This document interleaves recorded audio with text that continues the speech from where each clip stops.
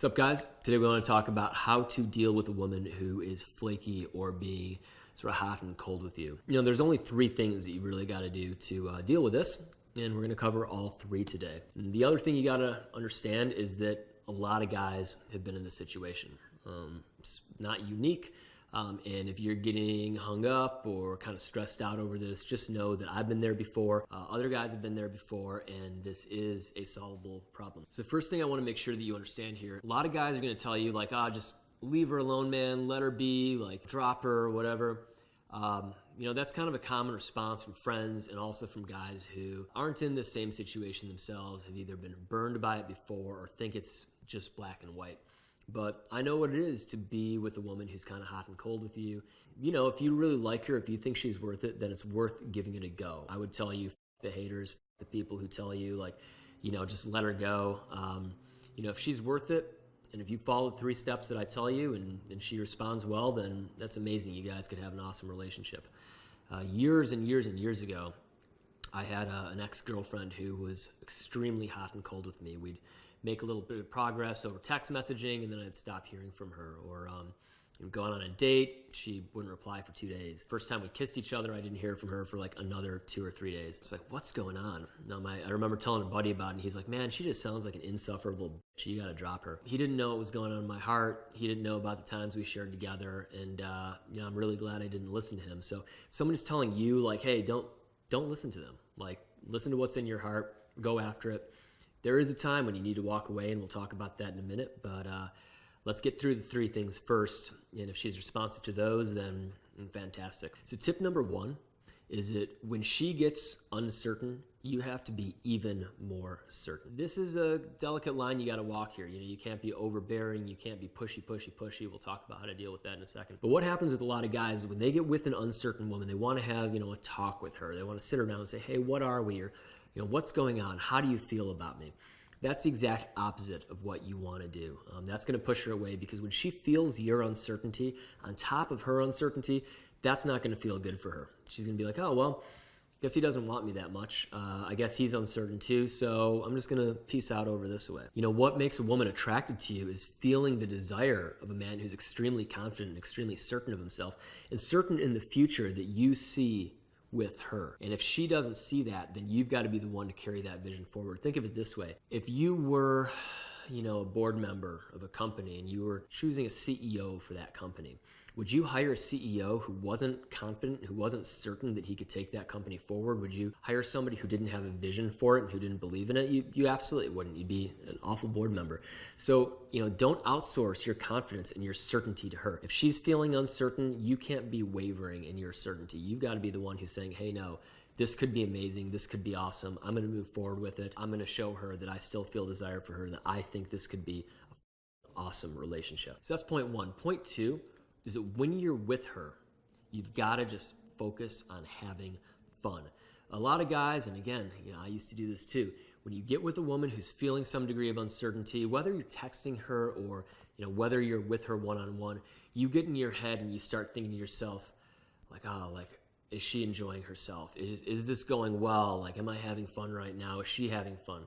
And the problem is that you put yourself in the position of being reactive to her.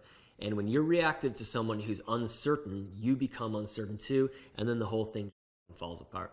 So you've got to focus on enjoying every minute that you are with her. And the dominant thought in your mind when you're spending time with this girl should be, how can I have more fun with her right now? Is there a joke I could tell? Is there a place we could go? Is there another drink we could order? What else could we be doing to be enjoying ourselves more right now? Think of it this way. If every time you walked into a Starbucks, somebody handed you $100, you'd probably go to Starbucks a lot more often. I know I would. You need to be that $100. You need to be that feeling that she gets, that amazing, exciting, fucking awesome feeling that she gets when she spends time around you. That also means that you cannot be thinking about the future. You can't be thinking about the what ifs or where am I or I got to lock this down or what's she doing this weekend. You got to get out of your head about what's coming and where you stand with her and just focus on that present moment, that 1 hour, 2 hour, 3 hours that you've got with her and just enjoying the most that you can.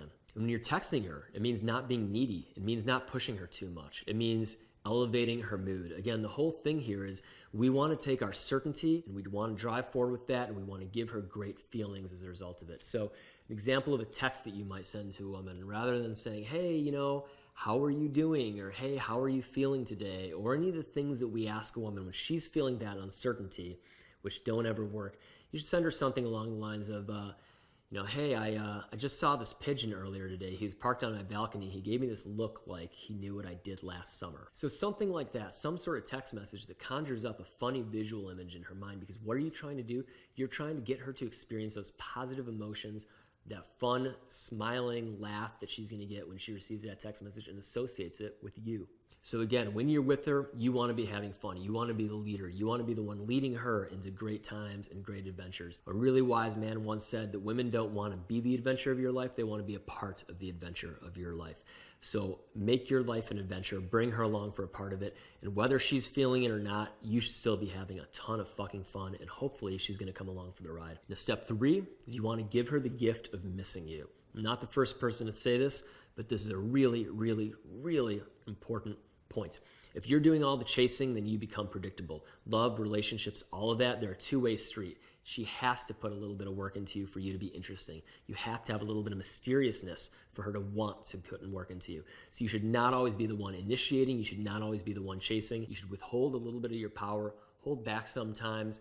Don't be the one to initiate, and let her be the one who comes after you. You got to give her some time and some space to wonder about you, to think about you, because if you've been confident, certain about yourself, certain about your desire for her and showing it, and also having a great time when you're with her, and then you hold back a little bit, and she doesn't hear from you, or you're the one to end the text message conversation and she's the last one to send a message at night, all those things are fantastic, because you need to give her the gift of saying, wow, this is a guy who I'm interested in. You don't know what's going on in her world for her to be uncertain. She could have an ex-boyfriend who's in it. She could be going through some family drama. She could have trust issues.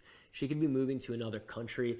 There's any number of things that you can't control. The only thing you can control is the times that you have, the attitude that you bring to them, and how you interact with her when you are with her. Other than that, you got to let her make the decision on her own. You got to let her decide, hey, this is the guy who I want to be with. And the only way that she's going to be able to do that is if you give her the space to do that and the space to miss you. And listen, she needs that space. If she has trust issues, then that space is the only form of control she has, and you have to give that to her. You have to let her decide and feel that you are the right one for her to be with.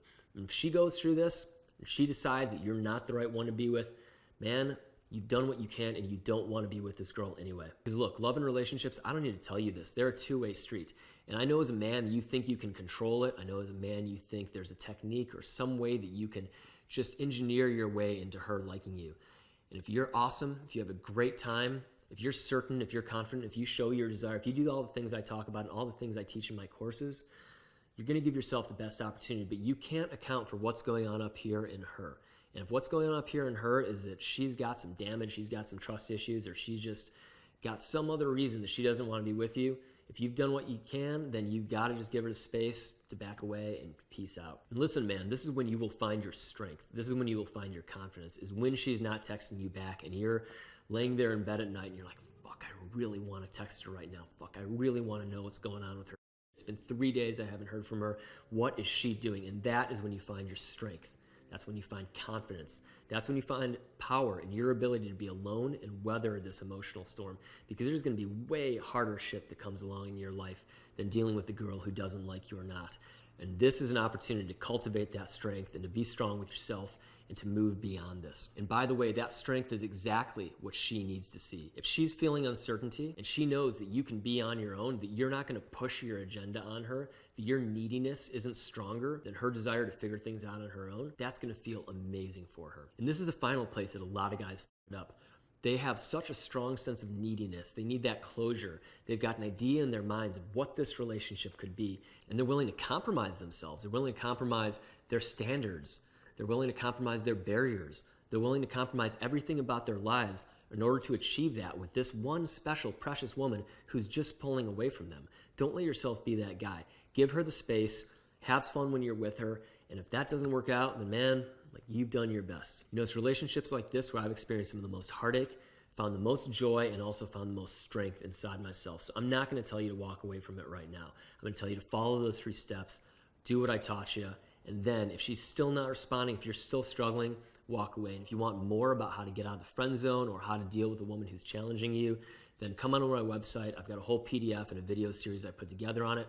Of course, I've got courses for sale, but for now, I'd rather earn your trust than your dollars.